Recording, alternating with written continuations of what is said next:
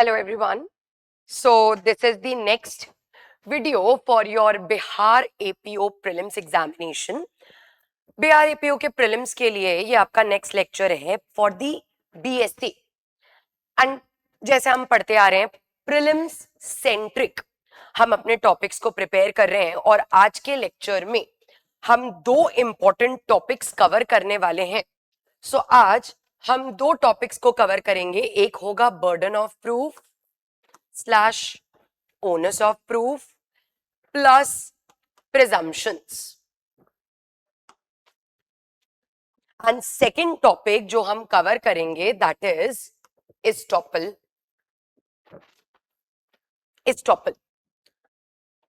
So burden of proof, onus of proof, presumption ये हम पहले स्टार्ट करेंगे और उसके बाद पढ़ेंगे अबाउट एस्टॉपल.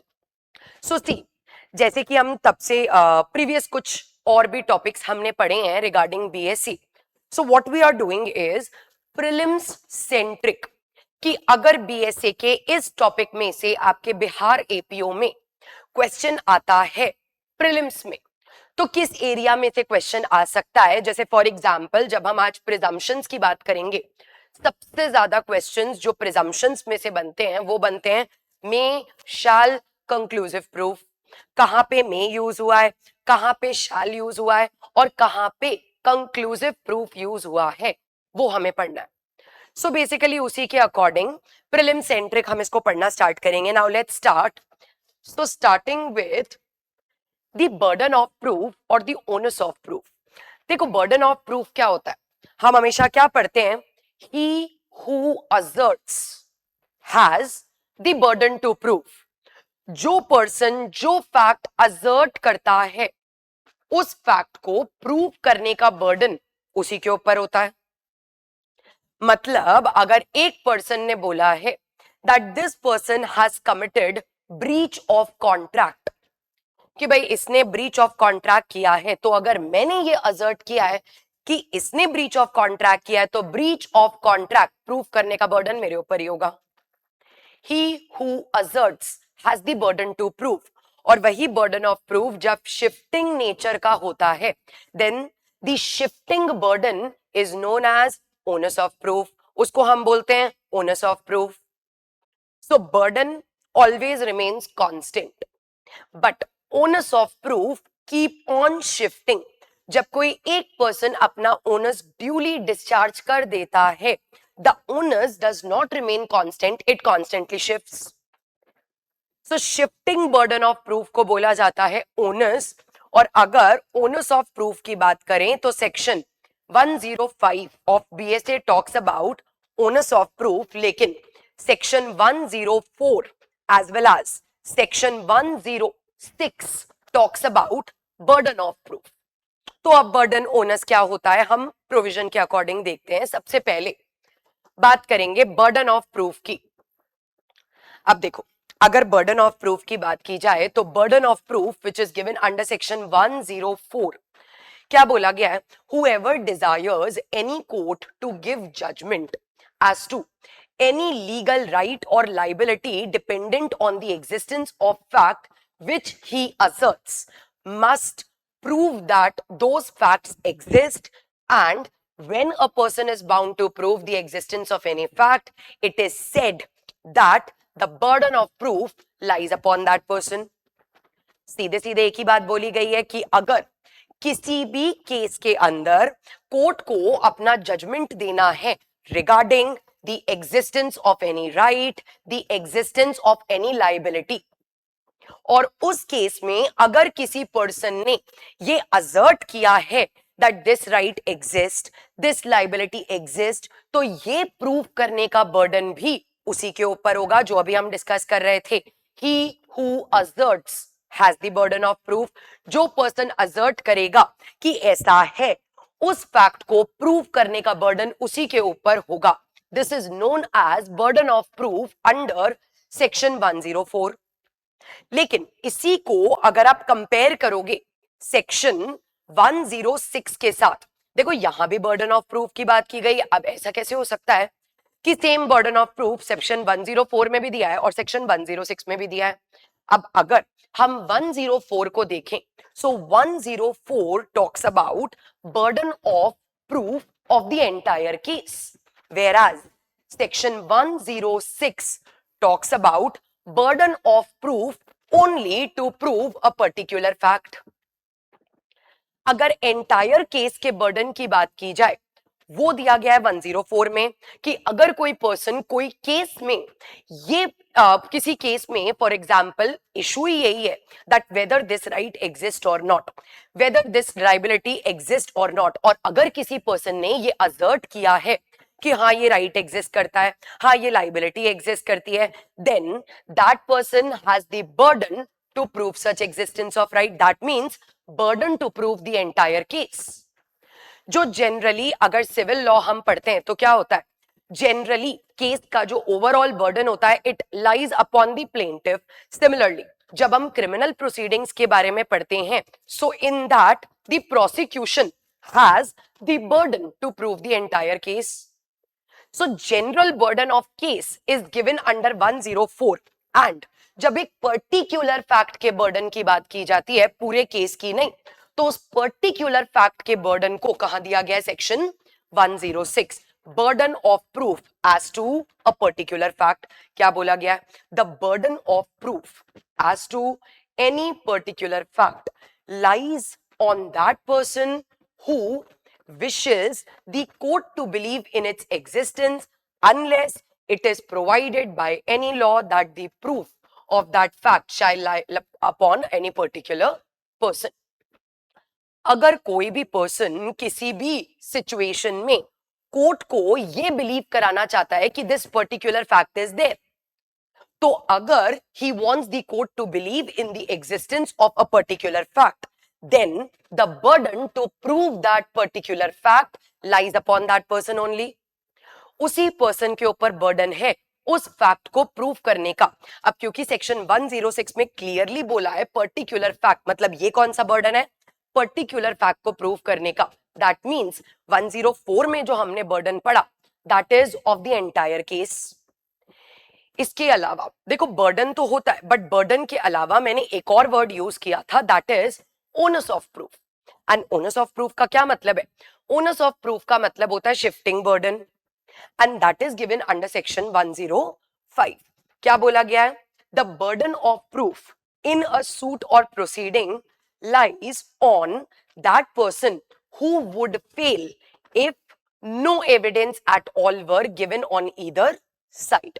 मतलब मैंने जैसे अभी आपको बताया, जब तक आप अपना ओनस ऑफ प्रूफ डिस्चार्ज नहीं कर देते हो ड्यूली, तब तक वो ओनस एक पार्टी से दूसरी पार्टी पे शिफ्ट नहीं होगा. लेकिन एक बार प्लेंटिफ ने फॉर एग्जाम्पल सबसे पहले अगर ओनस प्लेंटिफ पे था, प्लेंटिफ ने अपनी तरफ से पूरे एविडेंसेस देके अपना ओनस डिस्चार्ज कर दिया, अब ओनस किस पे शिफ्ट हो चुका है, डिफेंडेंट पे. अब अगर डिफेंडेंट यहां पे एविडेंस नहीं देता है, he will lose the case. इसका मतलब है कि अब ओनर्स डिफेंडेंट पे है, अब ये ओनर्स डिफेंडेंट से शिफ्ट तभी होगा जब डिफेंडेंट इस सिचुएशन में अपने एविडेंसेस देगा to discharge the onus. That is known as shifting burden of proof, onus of proof. तो 104 burden of the entire case, 106 burden of a particular fact, 105 onus of proof. इसके अलावा एक और provision है that is section 107. और अगर आप section 107 देखते हो तो यहां पे बोला गया है, अगेन बर्डन की ही बात की गई है, burden of proving a fact to be proved to make evidence admissible. So to make evidence admissible that means कि कोई भी एविडेंस को अगर आप एडमिसिबल करवाना चाहते हो, इफ यू वांट कि आपका दिया हुआ एविडेंस कोर्ट एक्सेप्ट करे, तो उस एविडेंस की एडमिसिबिलिटी के लिए कोई ना कोई फैक्ट अगर प्रूव करना है, तो उस फैक्ट को प्रूव करने का बर्डन भी आपके ऊपर होगा. फॉर एग्जाम्पल, अगर कोई person dying declaration as an evidence देना चाहता है, तो कोई भी statement as dying declaration admissible कब होगा, जब आप ये प्रूव कर दोगे कि जिसने डिक्लेरेशन दी है उसकी डेथ हो चुकी है. तो डेथ आप प्रूव करोगे तभी आपकी डाइंग डिक्लेरेशन एडमिसिबल होगी। तो डेथ प्रूव करने का बर्डन उसी के ऊपर होगा जो डाइंग डिक्लेरेशन का एविडेंस देना चाहता है। That is given under section 107। अब देखो 107 के अलावा एक और कुछ प्रोविजंस और हैं बर्डन के, जैसे 108। अब अगर आप 108 की बात करोगे तो 108 में बोला गया है burden of proving that case of the accused comes with in the exceptions. मतलब अगर किसी भी क्रिमिनल प्रोसीडिंग में अक्यूज्ड ये बताना चाहता है कि उसके केस पे इंसैनिटी का एक्सेप्शन अप्लाई होना चाहिए, या फिर इनफेंसी का एक्सेप्शन अप्लाई होना चाहिए, या फिर मिस्टेक, या फिर इंटॉक्सिकेशन। मतलब अगर अक्यूज्ड अपने केस में बीएनएस के कोई ना कोई जनरल एक्सेप्शन, स्पेशल एक्सेप्शन या फिर प्रोवाइजो अप्लाई करना चाहता है, तो ये प्रूव करने का बर्डन कि उसके ऊपर जनरल एक्सेप्शन या स्पेशल एक्सेप्शन या प्रोवाइजो अप्लाई हो रहा है, the burden lies upon the accused. The court शैल, देखो यहां पे इसको आप अंडरलाइन कर लेना, the court shall presume the absence of such circumstances. कभी भी कोई भी जनरल एक्सेप्शन कोर्ट प्रिज्यूम नहीं करेंगे, द कोर्ट शैल प्रिज्यूम कि ऐसा कोई एक्सेप्शन नहीं है। बट अगर अक्यूज को ये शो करना है कि ऑफेंस करते time he was intoxicated, offence करते time he was infant et cetera, then the burden to prove the exceptions lies upon the accused. और इसमें एक तो एरिया ये है जहां से एमसीक्यू बन सकता है, शैल प्रिज्यूम। इसके अलावा ये प्रोविजन 3 टाइप के एक्सेप्शंस पे अप्लाई होता है। अगर अक्यूज को जनरल एक्सेप्शंस प्रूव करने हैं तो भी बर्डन उसी के ऊपर है। अगर अक्यूज को स्पेशल एक्सेप्शन प्रूव करने, देखो कुछ तो होते हैं जनरल एक्सेप्शंस, लेकिन बीएनएस में स्पेशल एक्सेप्शंस भी दिए हैं। फॉर एग्जांपल मर्डर, जब आप मर्डर की डेफिनेशन पढ़ते हो सेक्शन 101, वहां पे मर्डर के 5 एक्सेप्शंस दिए हैं, दोज आर स्पेशल एक्सेप्शंस, उस पे भी 108 अप्लाई होगा। या फिर कोई भी और प्रोवाइजो, अगर आप चाहते हो आपका केस प्रोवाइजो में फॉल हो, देन बर्डन आप ही के ऊपर होगा as an accused, the court shall presume the absence. Next, burden of proving fact specially within the knowledge. अगर हम एक फैक्ट की बात करें, वो एक ऐसा फैक्ट है जो सिर्फ एक पर्सन की स्पेशल नॉलेज में है। जब एक ही पर्सन को उस फैक्ट की स्पेशल नॉलेज है, अब अगर आप वो फैक्ट प्रूव करना चाहते हो तो इस फैक्ट को प्रूव करने का बर्डन उसी के ऊपर होगा जिसकी स्पेशल नॉलेज में वो फैक्ट है। फॉर एग्जाम्पल, जैसे आप इसका इलस्ट्रेशन देखते हो, इलस्ट्रेशन बी, ए को हमने चार्ज किया कि वो बिना टिकट के ट्रेन में ट्रैवल कर रहा है। अब ये तो ए को ही पता है ना, उसकी स्पेशल नॉलेज में उसके पास टिकट है या नहीं। तो the burden to prove that he had the ticket, it lies upon A. A को पता है कि मैंने टिकट खरीदी तो थी, बट मुझसे टिकट कहीं गिर गई। अब ये फैक्ट सिर्फ ए की ही नॉलेज में है, तो ये फैक्ट कि उसके पास टिकट थी, ये प्रूव करने का बर्डन ए पे ही होगा जिसको उस फैक्ट की स्पेशल नॉलेज है। That is given under section 109। इसके अलावा अगर आप सेक्शन 110 देखते हो, यहां पे भी बर्डन की बात की गई है। The burden of proving death of a person known to have been alive within 30 years। तो जनरल रूल क्या है कि अगर ये प्रूव कर दिया जाए कि एक पर्सन 30 years से अलाइव है, हम उसको अलाइव प्रिज्यूम करते हैं। लेकिन अगर किसी को प्रूव करना है that this person is not alive, तो बर्डन उसी के ऊपर होगा ये प्रूव करने का that he is not alive. क्या लिखा है यहां पे, when the question is whether the man is alive or dead and it is shown that he has been alive within 30 years, the burden of proving that he is dead is on the person who affirms it। मतलब अगर ये question है कि ये person alive है या dead है, और ये प्रूव कर दिया जाए कि भाई 30 साल से तो ये अलाइव है, तो ऐसे केसेस में कोई भी पर्सन जो ये बोल रहा है कि वो डेड है, burden of death to prove the death of the person, burden उसी के ऊपर होगा जो बोल रहा है ये डेड। क्योंकि जैसे ही आपने प्रूव किया कि 30 years से अलाइव है, कोर्ट ये प्रिज्यूम कर लेगी दैट ही इज अलाइव। अब अगर कोई बोलना चाह रहा है कि वो अलाइव नहीं है, तो फिर वो प्रूव करने का बर्डन उसी के ऊपर होगा जो बोल रहा है कि वो अलाइव नहीं है। इसी को उल्टा करके देखें तो दिया गया है सेक्शन 111 में कि अगर आपको ये प्रूव करना है that a person is alive, तो जो पर्सन ये प्रूव करना चाह रहा है कि कोई पर्सन अलाइव है, बर्डन उसी के ऊपर है। लेकिन यहां पे प्रिजम्पशन किसका है? डेथ का।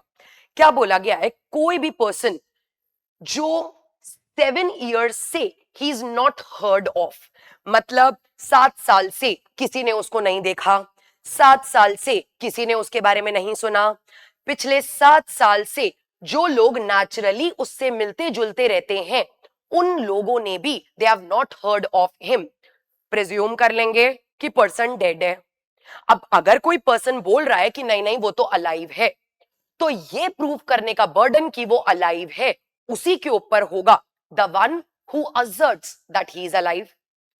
7 ईयर्स तक अगर ये प्रूव कर दिया जाता है that he has not been heard of for 7 years by those who would naturally have heard of him if he had been alive, then the burden of proving that he is alive shifted to the person who affirms it. मतलब हम मान लेंगे कि भाई 7 साल से जिनसे वो नेचुरली मिलता जुलता है, जिन लोगों को उसके बारे में पता होता है, वेयर अबाउट्स के बारे में पता होता है, उनको भी पिछले 7 साल का नहीं पता है, तो हम मान लेंगे, प्रिज्यूम कर लेंगे that he is a dead person.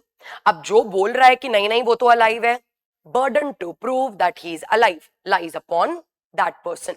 So अगर बात की जाए सेक्शन 110 जहां पे प्रिजम्पशन ऑफ लाइफ दिया गया है, 111 जहां पे प्रिजम्पशन ऑफ डेथ दिया गया है, 30 इयर्स तक कोई अलाइव है, अलाइव माना जाएगा। लेकिन अगर 7 साल तक कोई हमें जिसके बारे में कुछ नहीं पता, तो फिर वो डेड प्रिज्यूम किया जाएगा और बर्डन उसके अकॉर्डिंग शिफ्ट होगा।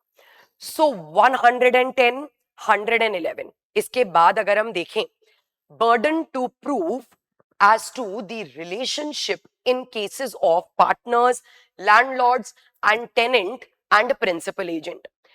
सेक्शन 112 में कुछ रिलेशनशिप्स की बात की गई है कि अगर हमें पार्टनर्स के बीच के रिलेशनशिप को प्रूव करना है, लैंडलॉर्ड और टेनेंट के बीच के रिलेशनशिप को प्रूव करना है, प्रिंसिपल और एजेंट के बीच के रिलेशनशिप को प्रूव करना है, दैट मींस यहां पे हम कुछ रिलेशंस की बात कर रहे हैं कि अगर हमें इन रिलेशंस को प्रूव करना है, whenever the question is whether the persons are partners, मतलब जब डिस्प्यूट इस बात का है क्या ये पार्टनर्स हैं, क्वेश्चन ये है कि क्या ये लैंडलॉर्ड और टेनेंट है, क्वेश्चन ये है कि क्या ये प्रिंसिपल और एजेंट है, मतलब the question is regarding the relationship.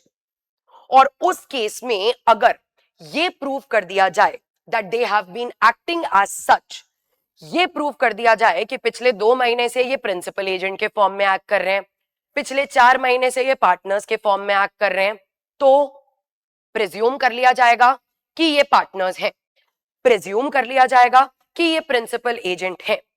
लेकिन अगर किसी पर्सन ने ये बोला दैट इन दोनों के बीच में ये रिलेशनशिप नहीं है या फिर ये रिलेशनशिप इनका खत्म हो चुका है, तो बर्डन उसी के ऊपर होगा। मतलब अगर आपने ये दिखा दिया कि ये 2 पर्सन हैं, ये बहुत टाइम से एज प्रिंसिपल एजेंट एक्ट कर रहे हैं, ये बहुत टाइम से एज पार्टनर्स एक्ट कर रहे हैं, तो हम प्रिज्यूम कर लेंगे कि हाँ इनके बीच में रिलेशनशिप है। अब अगर कोई पर्सन ये प्रूव करना चाहता है that they do not stand, मतलब उनके बीच में रिलेशनशिप नहीं है या फिर the relationship has ceased, relationship थी बट खत्म हो गई है, तो उस बात को प्रूव करने का बर्डन भी उसी पर्सन पे होगा जो ये बात बोल रहा है। सो that is given under section 112। इसके अलावा section 113 is also regarding burden. क्या बोला गया यहाँ पे? when the question is whether the person is the owner of anything, मतलब अगर क्वेश्चन किसका है? ओनरशिप का।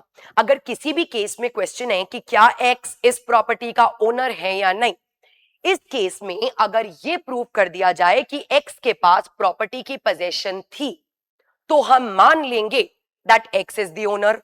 अब अगर कोई पर्सन ये बोल रहा है कि नहीं एक्स ओनर नहीं है, तो ये बात प्रूव करने का बर्डन उसी के ऊपर होगा जो उसकी ओनरशिप को डिनाई कर रहा है।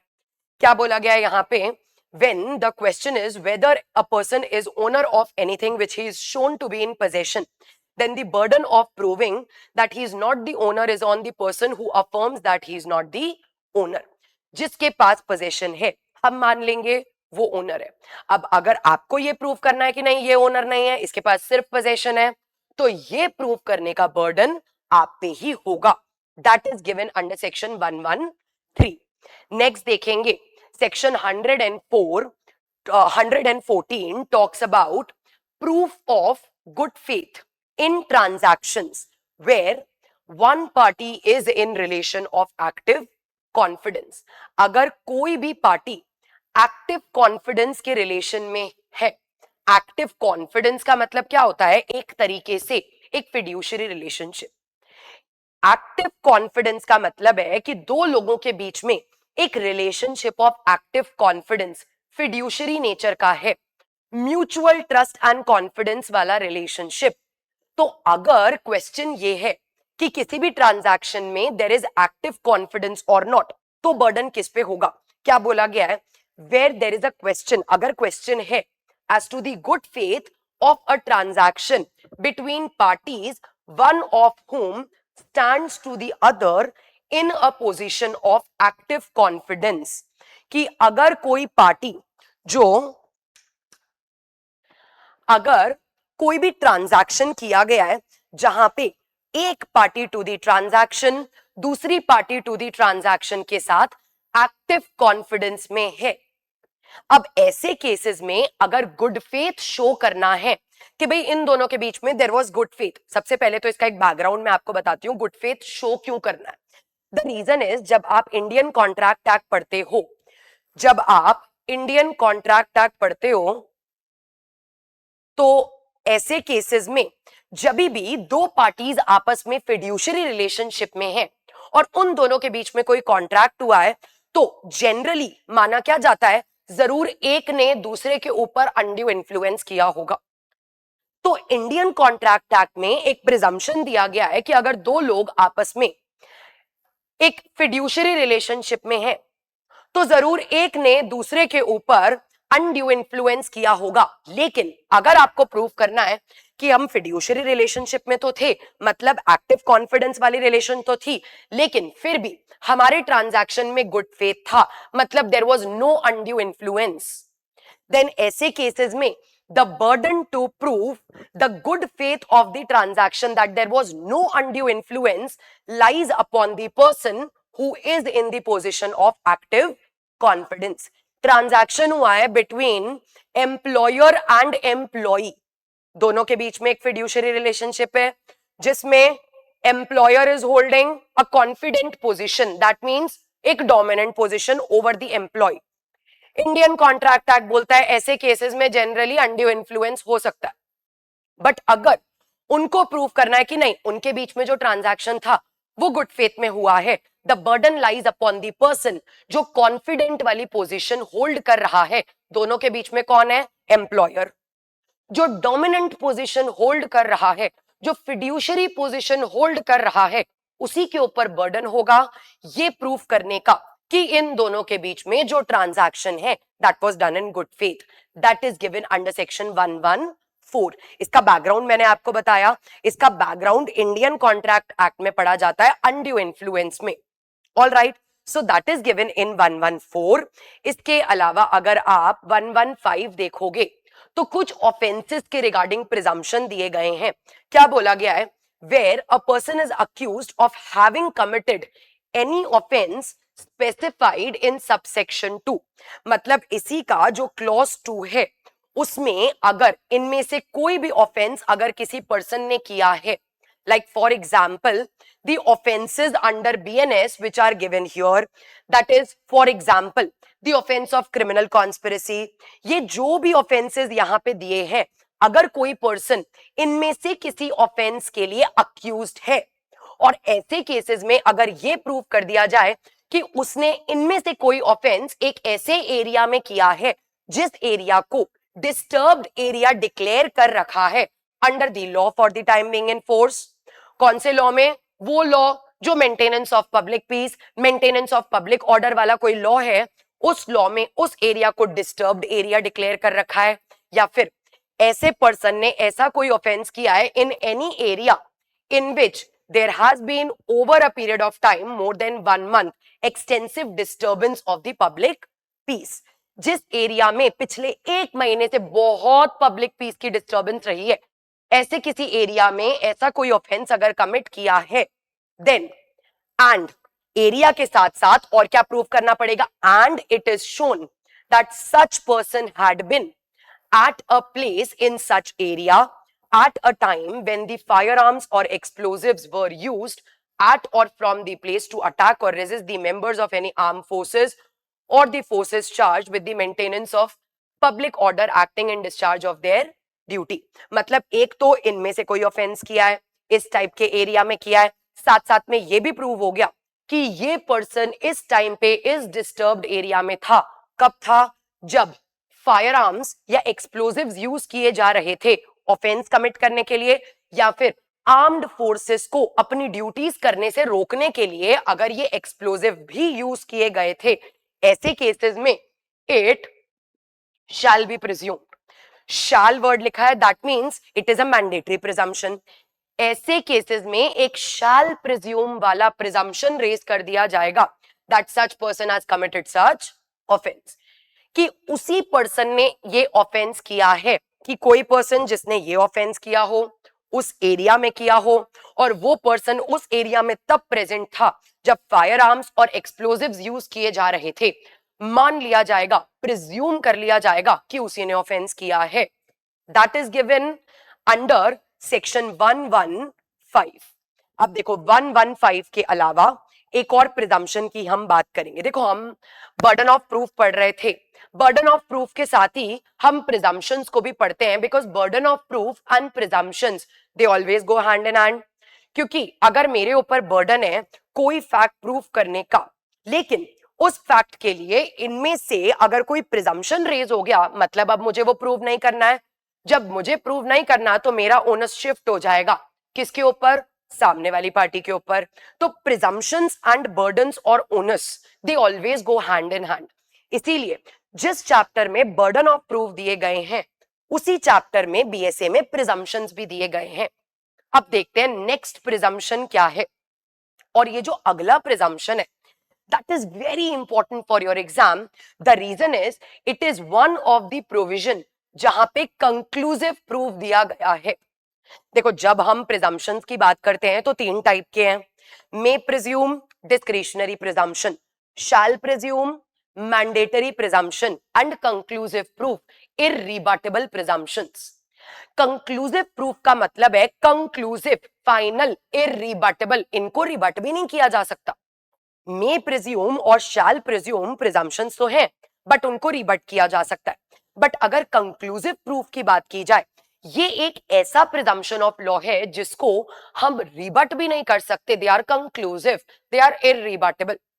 और उन्हीं में से सबसे इंपॉर्टेंट कंक्लूसिव प्रूफ कहां दिया गया है? सेक्शन 116 में. सेक्शन 116 में क्या बोला गया है? सेक्शन 116 में बोला गया है कि अगर पेटर्निटी या फिर लेजिटिमेसी, लेजिटिमेट पेटर्निटी का कंक्लूसिव प्रूफ हमें रेज करना है तो क्या क्या फैक्ट्स प्रूफ करने पड़ेंगे.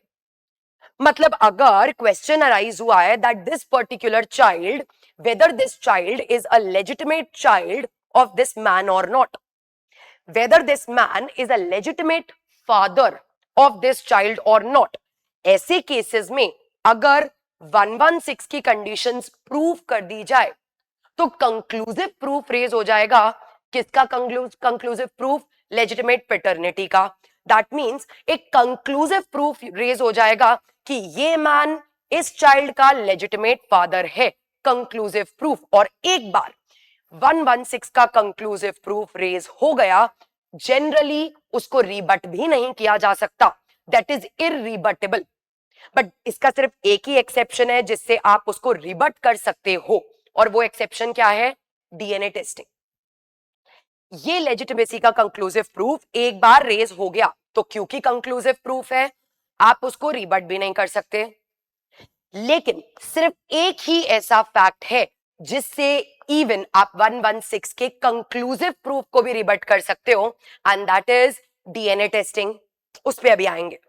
पहले इसको रीड करते हैं कि ये कंक्लूसिव प्रूफ रेस करने के लिए आपको क्या क्या प्रूफ करना पड़ेगा. सबसे पहले क्या प्रूफ करना पड़ेगा? The fact that any person was born during the continuance of valid marriage between his mother and any man. तो या तो आप ये प्रूव करोगे कि ये जो चाइल्ड है जिसकी लेजिटिमेसी का क्वेश्चन है इन इशू, ये चाइल्ड कब बॉर्न हुआ था? The child was born during the continuance of valid marriage और during the continuance of marriage between the man and the mother of the child. कि इस चाइल्ड की जो मदर है और जो मैन है हु इज इन क्वेश्चन, उन दोनों की मैरिज के कंटिन्यूएंस में ये चाइल्ड बॉर्न हुआ था. या फिर अगर आपने ये प्रूफ किया है कि ये चाइल्ड मैरिज डिसॉल्व होने के बाद बॉर्न हुआ था, तो मैरिज डिसॉल्व होने के बाद with in 280 days this child was born.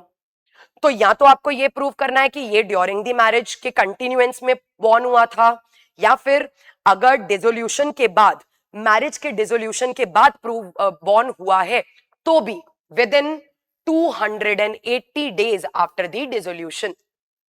और अगर डिसोल्यूशन के बाद with in 280 days child born हुआ है, तो एक और कंडीशन आपको प्रूव करनी पड़ेगी, that is mother remaining unmarried. कि डिसोल्यूशन ऑफ मैरिज के बाद मदर ने रीमैरी नहीं किया और उसी डिसोल्यूशन के 280 डेज के with in the child was born.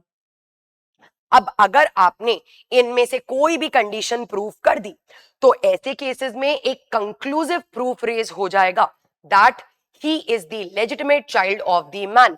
कि ये मैन इस चाइल्ड का लेजिटिमेट फादर है, ये चाइल्ड इस मैन का लेजिटिमेट चाइल्ड है, अनलेस, क्या लिखा है, unless it can be shown that the parties to the marriage had no access to each other at the time when the child could have been begotten. मतलब अगर non access proof कर दिया जाए, कौन proof करेगा? Of course man, क्योंकि उसके against conclusive proof raise हो रहा है. तो ये नॉन एक्सेस कौन प्रूफ करेगा? The एलिज्ड father, the man. अगर एलिज्ड फादर ने, मैन ने ये प्रूफ कर दिया कि ये चाइल्ड मेरा कैसे हो सकता है, there was non access. Non access का मतलब है the mother and the man they did not have any opportunity to make sexual relationship. अगर वो man non access to the woman proof कर देता है, तो ये कंक्लूसिव प्रूफ रेज नहीं होगा. बट अगर नॉन एक्सेस नहीं प्रूव हुआ, लेकिन ये प्रूव हो गया कि चाइल्ड या तो during the continuance of marriage born हुआ है, या फिर with in 280 days of the dissolution of marriage born हुआ है, then the conclusive proof will raised, and this is a conclusive proof, that means it is irrebuttable. ये rebuttable भी नहीं होगा, this is irrebuttable. अब अगर मैं आपको इसका एक केस लॉ बताऊं, जहां पे हमने अभी डिस्कस किया कि डीएनए टेस्टिंग की बात की गई है. जनरल रूल क्या है? जनरल रूल इज कि कंक्लूसिव प्रूफ वर्ड यूज हुआ है, दैट मीन्स दिस इज इररिबटेबल. ये इररिबटेबल है, लेकिन सिर्फ एक ही ऐसा फैक्ट है जिससे आप इसको रिबट कर सकते हो, और वो है डीएनए टेस्टिंग. मतलब अगर डीएनए टेस्टिंग करवाया और डीएनए से पता लगा this man is not the legitimate father of this child, then the conclusive proof stands disproved. मतलब कंक्लूसिव प्रूफ रिबट हो जाएगा, लेकिन ये कंक्लूसिव प्रूफ है, इसको एनी अदर टेस्ट से रिबट नहीं किया जा सकता. सिर्फ एक ही ऐसा टेस्ट है जिससे 116 वाले कंक्लूसिव प्रूफ को रिबट किया जा सकता है, that is DNA testing. And this was held in Nandlal Vasudev Badwaik versus Lata Nandlal Badwaik. Nandlal Vasudev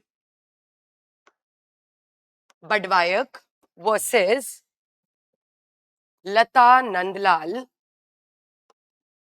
बडवायक, Nandlal Vasudev Badwaik versus Lata Nandlal Badwaik. इस केस में हेल्ड किया गया कि इस लेजिटिमेट पेटर्निटी वाले कंक्लूसिव प्रूफ को, generally conclusive proofs are irrebuttable, but सिर्फ इस पर्टिकुलर कंक्लूसिव प्रूफ को सिर्फ और सिर्फ डीएनए टेस्टिंग से रिबट किया जा सकता है। That was held in this case. इसके अलावा डीएनए के रिगार्डिंग एक केस और है, this is Banarasi Das versus Tiku Dutta.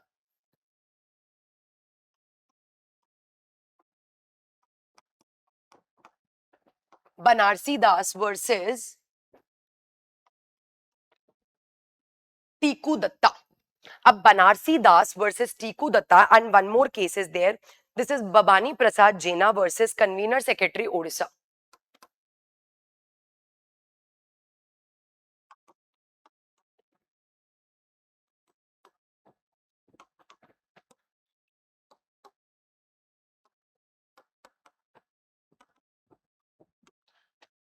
अब देखो ये दो केसेस हैं जिसमें बोला गया था कि डीएनए टेस्टिंग के लिए कोर्ट का डिस्क्रिशन है, the court can compel a person अपने डिस्क्रिशन के according to give sample for DNA testing.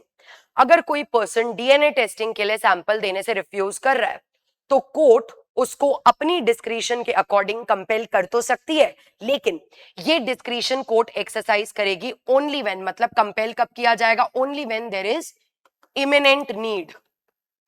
जब इमिनेंट नीड है, it is imminently necessary that there should be, if that is imminently necessary that the person should be compelled, तभी court discretion के according उसको DNA sample देने के लिए compel कर सकती है। लेकिन इससे भी ज्यादा इंपॉर्टेंट केस ये वाला है, that is Nandlal Vasudev Badwaik versus Lata Nandlal Badwaik, which says that ये generally conclusive proofs are irrebuttable, but इस केस में और वो भी सिर्फ इस टेस्ट से इस कंक्लूसिव प्रूफ को रिबट किया जा सकता है। That was given in this case. All right. So that is about section 116 जो हमें प्रीलिम्स के पर्सपेक्टिव से डिस्कस करना है। मेंस के हिसाब से जब आप पढ़ते हो तो ये अपने आप में बहुत ही इलैबोरेटेड टॉपिक है, बट प्रीलिम्स के लिए अगर प्रीलिम सेंट्रिक अप्रोच की बात करें, हमें इसमें यही चीज डिस्कस करनी है। आगे बात करेंगे अब हम नेक्स्ट प्रिजम्पशन की, and the next presumption is given under section 117। और अब जब हम सेक्शन 117 और 118 इन दो प्रिजम्पशंस को देखते हैं तो इन दो में कौन से प्रिजम्पशन दिए गए हैं, यहां पे प्रिजम्पशन दिए गए हैं पहले तो abetment of suicide of a married woman and second dowry death of a married woman. ये दोनों प्रिजम्पशंस अब मैरिड वुमन के रिगार्डिंग है। जैसे देखो सेक्शन 117 और 118 में से कई बार क्वेश्चन आता है मे शैल वाला, आपको याद रखना है सेक्शन 117 अबेटमेंट ऑफ सुसाइड के बारे में है, और यहां पे जो प्रिजम्पशन रेज हुआ है वो कौन सा प्रिजम्पशन है, may presume. So this is about abetment of suicide, और यहां पे जो प्रिजम्पशन रेज हुआ है वो है may presume. But on the other hand अगर आप 118 देखोगे, यहां पे जो प्रिजम्पशन है it is regarding dowry death, और यहां पे जो वर्ड यूज हुआ है दैट इज शैल प्रिज्यूम। तो ये कौन सा प्रिजम्पशन है, शैल प्रिज्यूम वाला प्रिजम्पशन। ये चीज याद रखनी है आपको, सेक्शन नंबर याद रखने हैं, 117 में क्या है, 118 में क्या है, किसमें मे है, किसमें शैल है। अब देखो पढ़ते हैं। अब अगर क्वेश्चन रेज हुआ है that whether there was an abetment to suicide of a married woman और नॉट, अब इस केस में अगर ये प्रूफ कर दिया जाए that suicide within the period of 7 years किया गया है from the date of her marriage, कि जिस दिन मैरिज हुई उस दिन से 7 साल के अंदर अंदर सुसाइड किया गया है, and that her husband or the relative of the husband had subjected her to cruelty। अगर ये प्रूव हो जाए कि with in 7 years of marriage उसने सुसाइड किया है, साथ ही साथ प्लस ये भी प्रूव हो जाए कि उसके हस्बैंड ने या हस्बैंड के रिलेटिव्स ने उसकी लाइफ टाइम के दौरान उसके ऊपर क्रूअल्टी की थी, तो ऐसे केसेस में the court may raise a presumption, court presumption raise कर सकते हैं that her suicide was abetted either by the husband और by the relatives of the husband. ये 117 में दिया गया है, लेकिन इसी को अगर आप कंपेयर करते हो 118 से, यहां पे question is now as to dowry death. वो डाउरी डेथ जो आप बीएनएस के अंदर पढ़ते हो, the offence of dowry death. अगर क्वेश्चन ये है कि क्या इस पर्टिकुलर वुमन की डेथ डाउरी डेथ थी या नहीं, इस केस में अगर ये प्रूव कर दिया जाता है that soon before her death, अपनी डेथ के पहले, she the woman was subjected to cruelty by the husband और the relative of the husband in demand of dowry, कि अगर ये प्रूव कर दिया जाए कि उसकी डेथ से जस्ट पहले, सून बिफोर हर डेथ, उसके ऊपर एक डाउरी क्रूअल्टी की गई थी, मतलब एक cruelty according to BNS cruelty किया गया था, और वो भी कौन सी क्रूअल्टी, वो क्रूअल्टी जो डाउरी के लिए या डाउरी के रिगार्डिंग की गई थी। तो अगर ये प्रूफ कर दिया जाए कि उसकी डेथ से जस्ट पहले उसके ऊपर डाउरी क्रूअल्टी हुई थी, तो ऐसे केसेस में the court shall presume, court को एक प्रिजम्पशन रेज करना होगा मैंडेटरी कि उसकी जो डेथ है वो डाउरी डेथ है, that such person had caused the dowry death, जिसने क्रूअल्टी की है उसी ने उसकी डाउरी डेथ की है। ये डेथ एक अननेचुरल डाउरी डेथ थी, ये प्रिज्यूम कर लिया जाएगा। That is given under 118। तो 117, 118 दोनों मैरिड वुमन के रिगार्डिंग प्रिजम्पशंस हैं, बट दोनों में अलग अलग टाइप की बात की गई है। एक में हमने बात की अबेटमेंट ऑफ सुसाइड, वहां में प्रिज्यूम। दूसरे में हमने बात की डाउरी डेथ, यहां पे शाल प्रिज्यूम। तो 117, 118 के बाद अगर हम नेक्स्ट प्रिजम्पशन देखते हैं, नेक्स्ट प्रिजम्पशन 119 वाला प्रिजम्पशन है, और ये भी एक मे प्रिज्यूम वाला प्रिजम्पशन है। This is also may presume, लेकिन ये बहुत ही जनरल प्रिजम्पशन है। इसको रेसिड्यूअरी प्रोविजन भी बोला जाता है, कि कोई भी प्रिजम्पशन जो और कहीं फॉल नहीं हो रहा वो यहां फॉल हो सकता है, क्योंकि यहां पे वो प्रिजम्पशंस रेज किए गए हैं which are raised according to the common course of natural events, या फिर अकॉर्डिंग टू ह्यूमन कंडक्ट, या फिर अकॉर्डिंग टू पब्लिक और प्राइवेट बिजनेस। कुछ प्रिजम्पशंस रेज किए जाते हैं which are given under section 119। अब अगर आप 119 की लैंग्वेज देखोगे तो यहां पे क्या बोला गया है, द कोर्ट में प्रिज्यूम दैट, ये सारे प्रिजम्पशंस यहां पे रेज किए जा सकते हैं। Presumption number 1, the man who is in possession of the stolen goods soon after the theft, theft होने के बाद, तुरंत बाद, वही थिंग जिसका थेफ्ट हुआ है वो प्रॉपर्टी अगर किसी की पोजेशन में मिलती है, तो ऐसे केसेस में it will be presumed, presume किया जा सकता है कि या तो इसी ने चुराई है, either he has stolen them और he has received stolen property, या तो इसने चोरी किया है या चोरी होने के बाद स्टोलन प्रॉपर्टी उसने रिसीव की है, दोनों ऑफेंसेस हैं, ये प्रिजम्पशन रेज किया जा सकता है। Second, an accomplice is unworthy of credit unless he is corroborated in material particulars. Generally ये वाला मैं आपको पढ़ाऊंगी जब हम अकम्प्लिस एविडेंस की बात करेंगे, बट अभी के लिए इसको समझते हैं। क्या बोला गया कि एक अकम्प्लिस, अकम्प्लिस का मतलब होता है पार्टिसिपिस क्रिमिनस। अकम्प्लिस कौन होता है, अकम्प्लिस होता है पार्टिसिपिस क्रिमिनस। पार्टिसिपिस क्रिमिनस का मतलब है जिसने क्राइम में पार्टिसिपेट किया है, अ पार्टिसिपेटर इन द क्राइम। अगर मैंने कोई क्राइम किया है तो मेरे साथ जिसने पार्टिसिपेट किया था in the commission of that crime, वो पर्सन माना जाएगा मेरा अकम्प्लिस। तो अगर कोई भी अकम्प्लिस कोई भी एविडेंस दे रहा है, तो कोई भी अकम्प्लिस तब तक ट्रस्टवर्दी नहीं माना जाएगा जब तक उसको मटेरियल एविडेंसेस से कोरॉबरेट नहीं कर दिया जाए। That means the testimony of the accomplice will not be worthy of credit, will not be trustworthy unless he is corroborated with the material evidences, क्योंकि उसने खुद ने पार्टिसिपेट किया है। Okay, next, bill of exchange जिसको accept किया गया है, एंडोर्स किया गया है, प्रिज्यूम कर लिया जाएगा that such bill was accepted, endorsed for good consideration, कि गुड कंसिडरेशन के लिए ही नॉन ग्रेटिट्यूअसली उसको हमने एक्सेप्ट किया था। Next is a thing or state of things which has been shown to be in existence within a period of time shorter than that which within which such thing or state of things usually cease to exist is still in existence.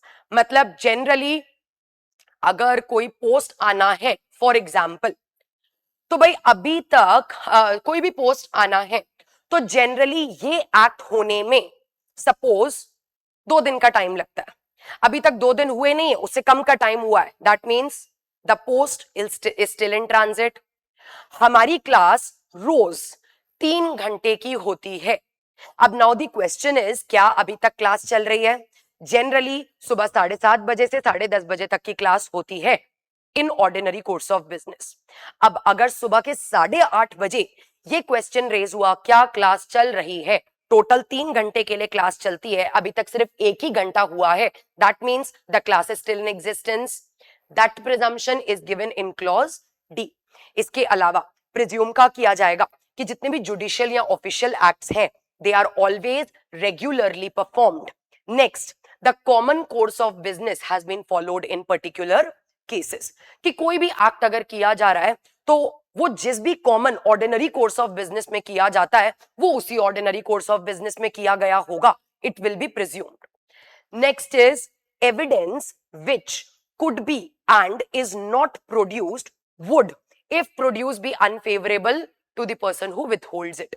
किसी भी person को अगर कोई evidence देने के लिए बोला गया, फॉर एग्जाम्पल किसी भी पर्सन को अगर कोई डॉक्यूमेंट प्रोड्यूस करने के लिए बोला गया, वो डॉक्यूमेंट जो वो प्रोड्यूस कर सकता था लेकिन उसने प्रोड्यूस नहीं किया, तो प्रिज्यूम कर लिया जाएगा कि पक्का ये डॉक्यूमेंट जो ये प्रोड्यूस तो कर सकता था बट इसने किया नहीं, ये इसके अगेंस्ट ही होगा तभी इसने प्रोड्यूस नहीं किया. इट विल बी प्रिज्यूम्ड कि वो डॉक्यूमेंट जरूर उसके अनफेवरेबल, उसके इंटरेस्ट के अगेंस्ट होगा तभी उसने उसको विथहोल्ड किया है, प्रोड्यूस नहीं किया.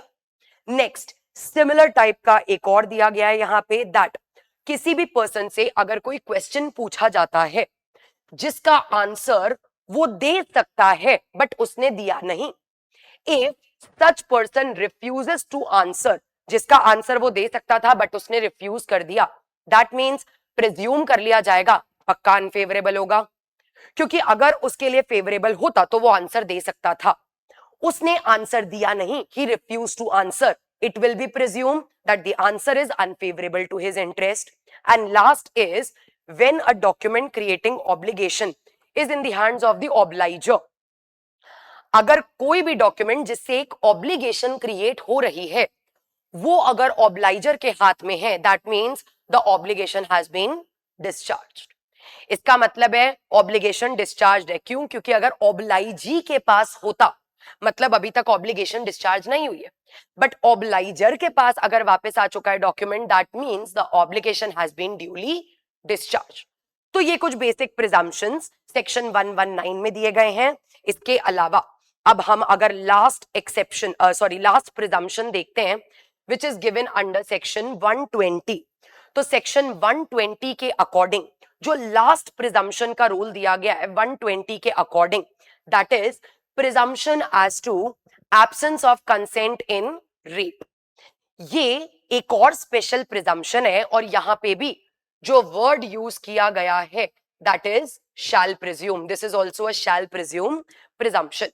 अब इस प्रोविजन में क्या बोला गया है कि अगर किसी भी क्रिमिनल प्रोसिक्यूशन में the question of consent has arose, अब अगर ये प्रूव कर दिया जाए that there was sexual intercourse, कि सेक्सुअल इंटरकोर्स हुआ है और साथ ही साथ वुमन ने ये बोल दिया that there was no consent, तो ऐसे केसेस में the court shall presumed that there was no consent.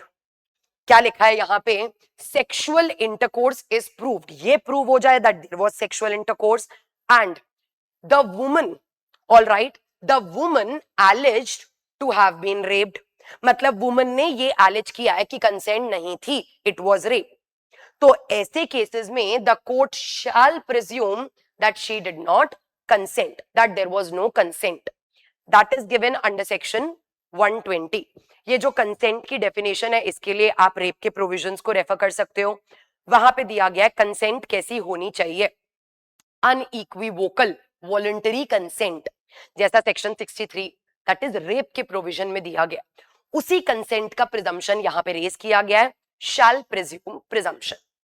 That is part number 1 of this lecture.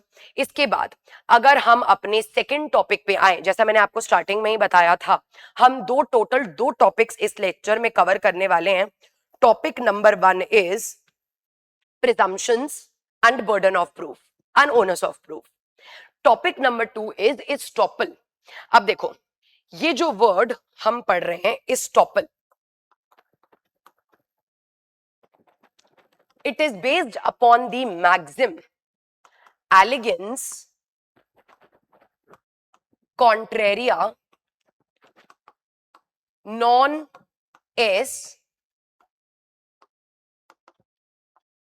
audiendus। ये पूरा एस्टॉपल का टॉपिक इस मैक्सिम पे बेस्ड है और इसके अलावा एक केस पे बेस्ड है which is known as Pickard versus सेर।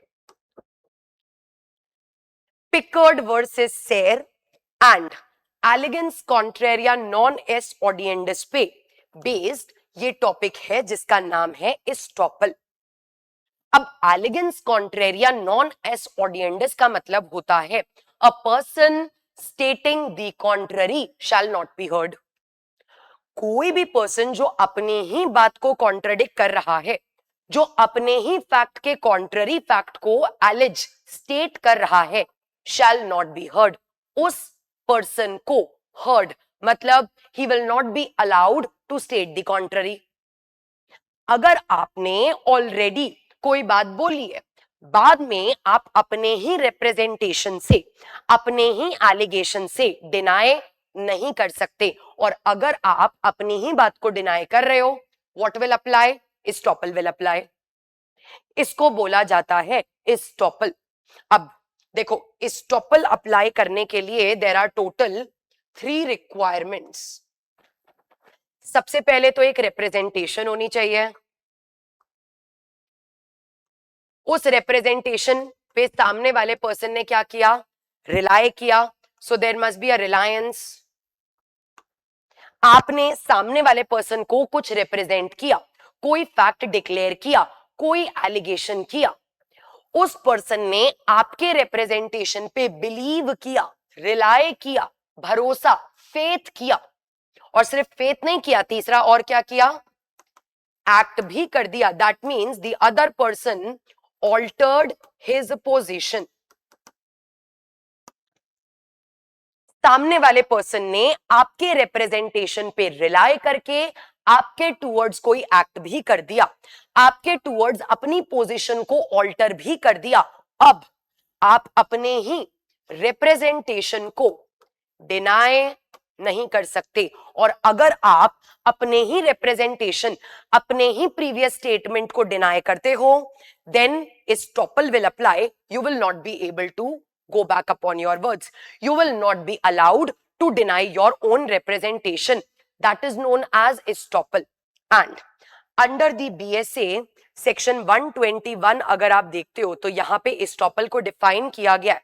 क्या बोला गया है? When one person has by a declaration, act or omission intentionally caused or permitted another to believe.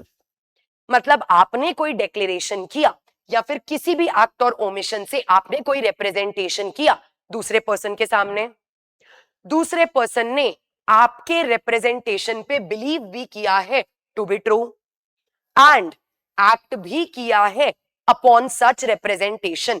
Rely करके सामने वाली पार्टी ने आपके टूवर्ड्स एक्ट भी कर दिया है।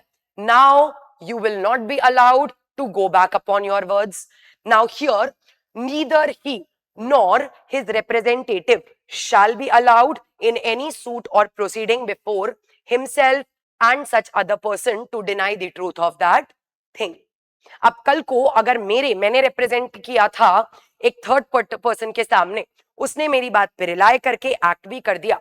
अब अगर मेरे और उस थर्ड पर्सन के बीच में आगे जाके कोई सूट होता है, उस सूट या प्रोसीडिंग में मैं अपनी ही रिप्रेजेंटेशन को डिनाई नहीं कर सकती।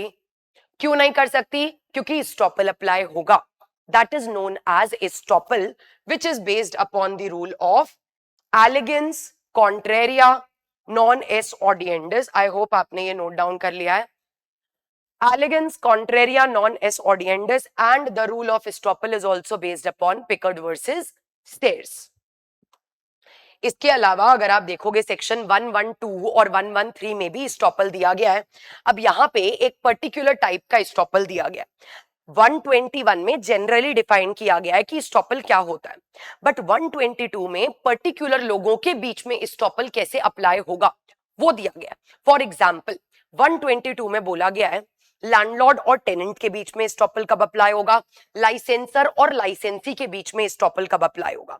क्या बोला गया है, no tenant of immovable property, कोई भी पर्सन जो किसी इमूवेबल प्रॉपर्टी का टेनेंट है वो अपनी टेनेंसी के कंटिन्यूएंस में या फिर टेनेंसी खत्म होने के बाद, जब तक वो टेनेंट है तब या टेनेंसी खत्म होने के बाद, वो कभी भी इस बात को डिनाई नहीं कर सकता कि जब मैंने ये इमूवेबल प्रॉपर्टी लैंडलॉर्ड से ली थी टेनेंसी के अंडर, तब लैंडलॉर्ड के पास तो कोई ओनरशिप ही नहीं थी, तब लैंडलॉर्ड के पास तो कोई टाइटल ही नहीं था. आप ये बात डिनाई नहीं कर सकते. द रीजन इज, जब आपने एज अ टेनेंट उससे घर रेंट पे लिया होगा, आपने उससे रेंट पे घर लिया, दैट मीन्स आपकी तरफ से ये एक डिक्लेरेशन है कि वो ओनर है, तभी तो आप उससे घर रेंट पे ले रहे हो. अब पहले तो आपने उससे घर रेंट पे लेके इम्प्लाइडली एक डिक्लेरेशन कर दिया कि हाँ वो ओनर है. बाद में आप ये नहीं बोल सकते कि नहीं उस दिन लैंडलॉर्ड के पास तो टेनेंसी क्रिएट करने का टाइटल ही नहीं था, estoppel will apply. The tenant will not be allowed to say such thing. The tenant shall not be permitted to deny that the landlord of such tenant had at the beginning of the tenancy a title to the immovable property. And same rule applies upon licensor and licensee.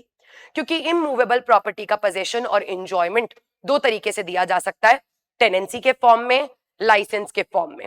तो ना तो tenant अपने landlord के title को deny कर सकता है, ना ही लाइसेंसी अपने लाइसेंसर के टाइटल को डिनाई कर सकता है during the continuance of tenancy और licence and after the termination of tenancy and licence. जब तक वो टेनेंट है तब तक तो वो डिनाई कर ही नहीं सकता. अब अगर उसकी टेनेंसी खत्म भी हो गई, वो अब टेनेंट नहीं है, तो भी वो उस बात को डिनाई नहीं कर सकता.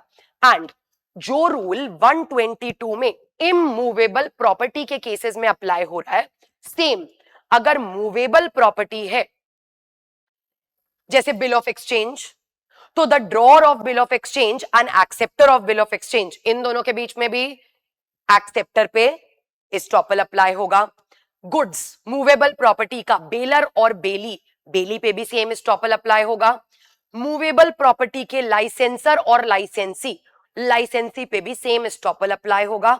एक बिल ऑफ एक्सचेंज का एक्सेप्टर, एक गुड्स का बेली या एक मूवेबल प्रॉपर्टी का लाइसेंसी कभी भी ये बात नहीं बोल सकता कि जिस दिन बिल ऑफ एक्सचेंज इशू किया गया था, जिस दिन गुड्स मेरे को बेलमेंट पे दिए गए थे, जिस दिन गुड्स मुझे लाइसेंस पे दिए गए थे, उस दिन तो उस पर्सन के पास टाइटल ही नहीं था.